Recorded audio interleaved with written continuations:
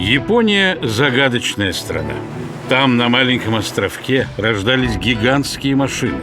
На воду сходили стальные монстры, в воздух поднимались огромные эскадрильи. Флот и авиация в Японии хороши, а вот танки средние. Японские инженеры – мечтатели и романтики. Они всегда жаждали сделать нечто выдающееся, в том числе и для суши. Но своих технологий не хватало, и нужен был образец. Его искали по всей Европе с 30-х годов, во Франции, Великобритании, однако серийное производство так и не начиналось. В начале 40-х японцы увидели достижения немецких конструкторов. «Тигр» – самый известный тяжелый танк Второй мировой войны. В игре он на 7-м уровне. Большой прямоугольник на гусеницах с приличной броней и точной пушкой. Хотя машина в меру подвижная для своего класса, ее роль – стоять и устрашать издалека. Японцы были в восторге. Они выложили астрономическую сумму за раннюю модель в полной комплектации и со всеми чертежами. «Тигр» стал японским.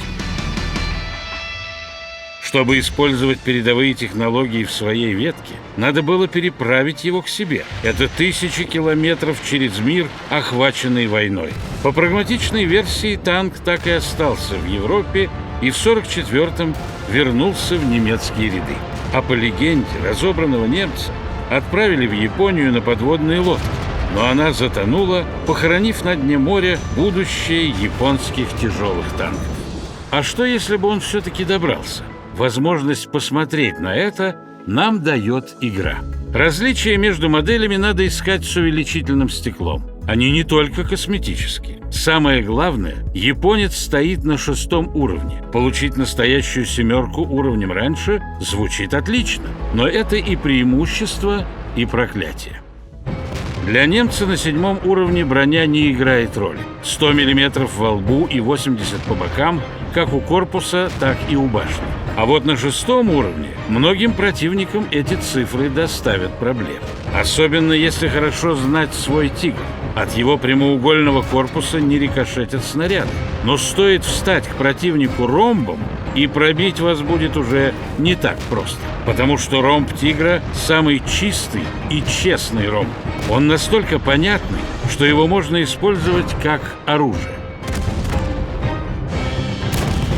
Даже пропуская урон, «Тигр» выживает долго. 950 очков прочности. Некоторые противники в 2 раза не дотягивают до такой цифры. Конечно, перевести всю прочность с 7-го уровня на 6-й невозможно. Иначе японец бы стал просто губкой для снарядов. Если испытывать судьбу под обстрелом не хочется, японский «Тигр», как и немецкий, может смотреть на бой издалека. Характеристики позволяют. 370 метров обзора. На 6-м уровне редко встречается лучше. Хорошая маневренность. Ездить в поисках подходящей позиции можно со скоростью до 35 км в час. Быстрое сведение и перезарядка, высокая точность, отличный урон в минуту. У «Тигра» есть все для тактики тяжелый ПТ.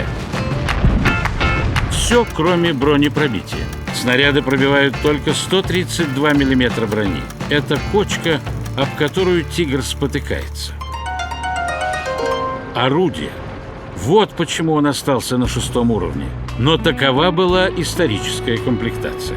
Попади в прицел танк 7-го уровня, придется напрягать все свои знания военной техники, чтобы вспомнить, где снаряд пробьет броню. А если 8-го, придется отступать.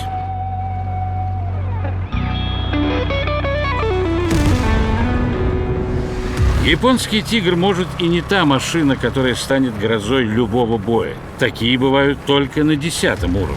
Но японцы покупали «Тигра» не для того, чтобы им одним выигрывать войну. Он должен был стать началом кое-чего более крупного. Японские тяжелые танки, линкоры на гусеницах, машины из научной фантастики середины 20 века. Рядом с ними даже Маус выглядит как розовый мини-купер. В Тихоокеанском театре боевых действий, где джунгли, острова и горы, обычные танки были неудобны.